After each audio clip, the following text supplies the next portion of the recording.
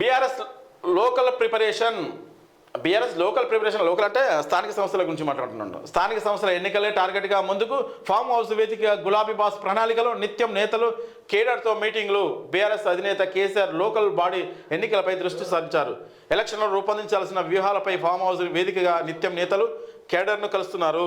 మీటింగ్లు పెడుతూ వారికి పార్టీ కార్యక్రమాల గురించి వివరిస్తున్నారు. 2 లక్షల ఉద్యోగుల హామీ ఏమైంది? సమస్యలపై అసెంబ్లీని స్తంభింపజేస్తాము. సిద్దిపేట ఎమ్మెల్యే హరీష్ రావు. మర్చిపోయినా ఏంది బీఆర్ఎస్ పార్టీ ఏం చేస్తుంది? లోకల్ దానికి సంసిద్ధ ఏర్పడుతుంది. ఎందుకంటే ఫామ్ హౌస్ నుండి వాళ్ళను కార్యకర్తను పురమాయిస్తుండు. చేయండి, మళ్ళీ అధికారంలో రావాలనే ప్రయత్నం చేయండి. గతంలో చేసిన పొరపాట్లు చేయకుండా తెలంగాణ కోసం కష్టపడి ఎవరున్నారో, మంచి చేయాలని ఎవరికి ఉన్నదో అలాంటి వాళ్ళకు చేయుతూనే ఉంది ఇవ్వండి. ఇంకొకటి, ఈ రేవంత్ రెడ్డి అనేది ఒకటి చేయాలి. గాంధీ హాస్పిటల్లో మోతిలాల్ నాయక్ 4 డిమాండ్లతో నిరాహార దీక్ష చేస్తున్నాం. అతని పరిస్థితి ఆందోళనకరంగానే ఉంది. ఏంది పట్టిపరమలు ఏంపా?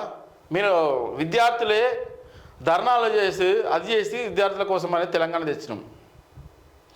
ఇప్పుడు కాంగ్రెస్ గవర్నమెంట్ రావడానికి కూడా విద్యార్థులే మూల కారణం. వాళ్ళు ఇంటింటికి వెళ్ళి ప్రచారం చేసి మా రేవంత్ రెడ్డి అయినా మా కాంగ్రెస్ గవర్నమెంట్ వస్తే మాకు అన్ని మంచి జరుగుతుంది, మాకు ఉద్యోగాలు వస్తాయి, పంటలకు మంచి జరుగుతుంది, రైతులకు మంచి జరుగుతుంది, అందరికీ మంచి జరుగుతుందని తెచ్చినాం.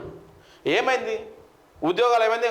ఉద్యోగాలు ఇస్తే ఉద్యోగ పరీక్షలు గడువు లేకుండా వెంట గ్యాప్ లేకుండా ప్రిపరేషన్ టైం ఇవ్వకుండా వెంట పెడుతున్నారు.